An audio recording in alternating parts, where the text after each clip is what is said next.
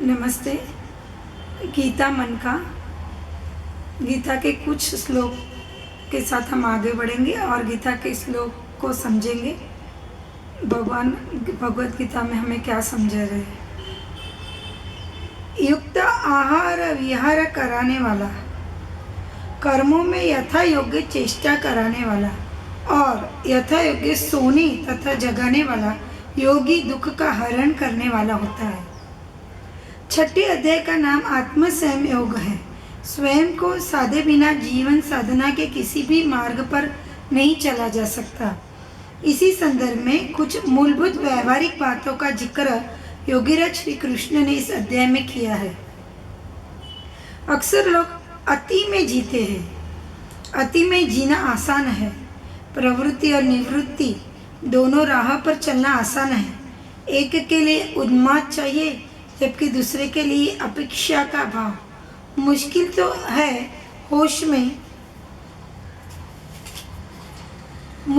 है होश में चलना। यह मार्ग उन्माद और अपेक्षा दोनों को नकार देता है। श्री कृष्ण की दृष्टि में यही आत्म संयम है। आपके समक्ष स्वादिष्ट एवं मनपसंद भोजन रखा होने पर उसका परित्याग करना सरल है क्या?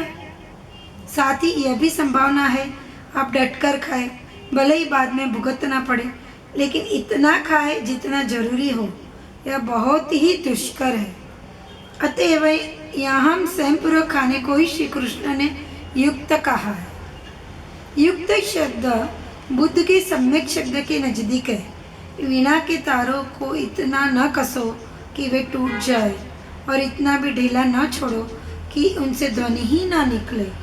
आनंद की ध्वनि भीतर बाहर गूंजे। इसके लिए जरूरी है कि तन मन में कर्म भाव और विचारों का कसाव संतुलित हो।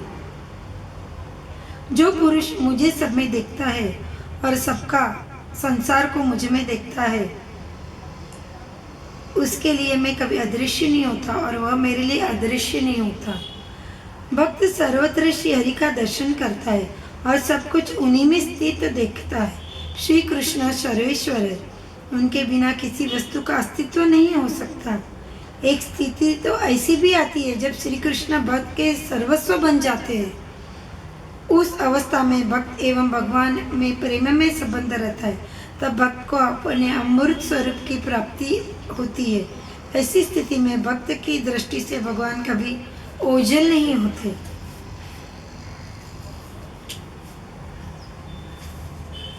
जो पुरुष एक ही भाव में रत रहकर संपूर्ण भूतों में आत्म रूप से स्थित मुझ सच्चिदानंद वासुदेव को भजता है, वह योगी सभी प्रकार से मुझ में ही निवास करता है।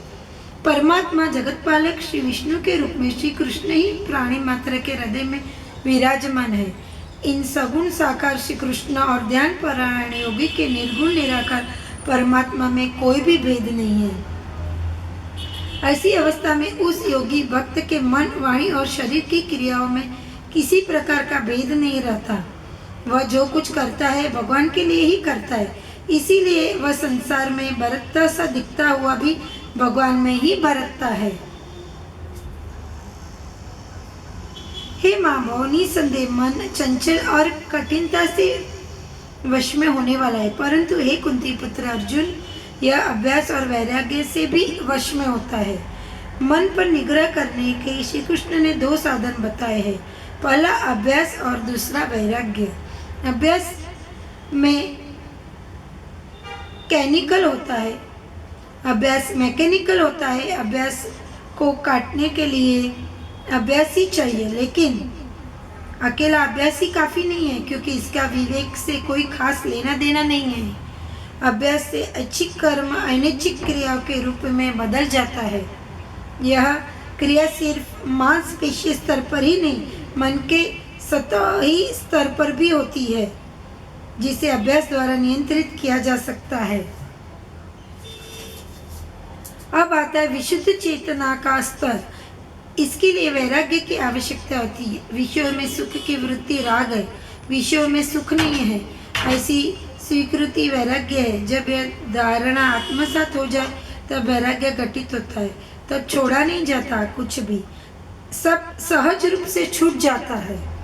शास्त्रीय भाषा में वैराग्य का अर्थ है यह मूत्रार्थ फल भोग विराग, अर्थात संसार और स्वर्गादि लोकों में प्राप्त होने वाले भोगों की कामना का परित्याग। ऐसा वैराग्य विवेक का परिणाम होता है। यहाँ भगवान श्री कृष्ण का इशारा अभ्यास और विवेकपूर्ण वैराग्य की ओर है। त्याग और वैराग्य में सूक्ष्म अंतर होता है। त्याग परिस्थितिवश हो सकता है, वैराग्य नहीं। त्याग में विवशता संभव है, जबकि वैराग्य स्वैच्छिक होता है।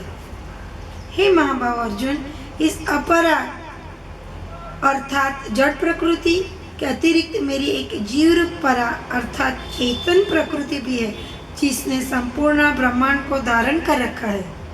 जीव परमेश्वर की परा प्रकृति के अंश है। अपरा प्रकृति पृथ्वी, जल, अग्नि, वायु, आकाश, मन, बुद्धि एवं मिथ्या अहंकार के रूप में अभिव्यक्त जड़ तत्व है। इन सब का अर्थात स्थूल एवं सूक्ष्म अपरा शक्तियों का उपयोग कर रहे जीव परमेश्वर की पराशक्ति है। इस जीव शक्ति से संपूर्ण जगत कार्यान्वित हो रहा है। यही समूची सृष्टि को धारण करती है। इसी से जगत की उत्पत्ति, वृद्धि एवं स्थिति होती है।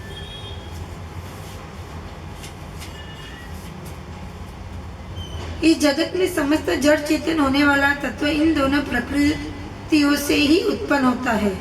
मैं ही संपूर्ण जगत का उत्पत्ति और प्रलय रूप हूँ, अर्थात समूचे जगत का मूल कारण हूँ। आत्मा सृष्टि का आधार है। आत्म तत्व के द्वारा जड़ प्रकृति रची गई है। भौतिक सृष्टि के किसी भी काल में आत्मा का सर्जन नहीं होता, अपितु पराशक्ति के रूप में वही इस जगत का आधार है। जड़ तत्व में आत्मा स्थित है। उसी के कारण बालक क्रमशः कौमार्य एवं यौवन को प्राप्त होता है। इसी प्रकार ब्रह्मांडों की संपूर्ण सृष्टि में परमात्मा विष्णु की उपस्थिति ही कारण है। यह अलौकिक अर्थात त्रिगुणमयी माया बड़ी दुस्तर है, परंतु जो पुरुष मेरी शरण में आते हैं वे सुगमता पूर्वक इससे तर जाते हैं। सत्व, रज एवं तम, इन तीन प्रकार के गुणों से जीव अविनाशी तत्व अर्थात भगवान को नहीं पहचान पाते हैं। भगवान की असंख्य दिव्य शक्तियाँ हैं, यद्यपि उनकी शक्ति के अंश होने के रूप में जीव भी दिव्य है, परंतु माया के संसर्ग से उसकी आदि पराशक्ति ढक सी गई है। इसीलिए जीव बंधन से नहीं छूट पाता, वह बद्ध जीव कहलाता है। मुक्ति के लिए यह आवश्यक है कि वह भगवान के चरणों में शरणागत हो जाए। हे भरतवंशियों में श्रेष्ठ अर्जुन, जिज्ञासु, विप्रदाग्रस्त, धन की इच्छा करने वाला और ज्ञानी, ये चार प्रकार के पुण्यात्मा भक्त मुझे बचते हैं। इन चारों भक्तों में से आर्थ और अर्थार्थी तो विशुद्ध रूप से सांसारिक स्वार्थों से जुड़े हैं, लेकिन भगवान इन्हें भी पुण्यात्मा कहते हैं, क्योंकि दुख में ही सही उन्होंने भगवान को याद तो किया। जब इनकी भगवान पर अनन्य निष्ठा हो जाती है, तब भगवत तत्व को जानने की इनमें इच्छा जागृत होती है। यहाँ ज्ञानी का अर्थ तत्ववेत्ता से नहीं, अनन्य निष्ठा संपन्न भक्त से है, वही सच्चा भक्त होता है। इन सब में सदैव संतुलित, अनन्य और एक भक्ति वाला श्रेष्ठ है, क्योंकि तत्वतः जानने वाले ज्ञानी को मैं अत्यंत प्रिय हूँ और वह मुझे अत्यंत प्रिय है। आर्थ अर्थात जिज्ञासु एवं ज्ञानी, इन चारों श्रेणियों में से नित्य युक्त और अनन्य निष्ठा संपन्न भक्ति सर्वश्रेष्ठ और भगवान को प्रिय है। तत्व जिज्ञासु यह जाना जाता है कि उसका आत्मस्वरूप देह से भिन्न है। उत्तरोत्तर उन्नति करने पर उसे निर्विशेष ब्रह्म एवं परमात्मा का ज्ञान भी उपलब्ध हो सकता है। सगुण साकार से निर्गुण निराकार ब्रह्म की अनुभूति का वर्णन है इस श्लोक में। अभी आगे के श्लोक हम अगले वीडियो में लेंगे। अगर आपको मेरा ये वीडियो पसंद आया हो तो ज़रूर से मेरी चैनल को सब्सक्राइब कीजिए, मेरे वीडियो को लाइक कीजिए और मेरे वीडियो को शेयर कीजिए। कृष्ण कन्हैया लाल की जय।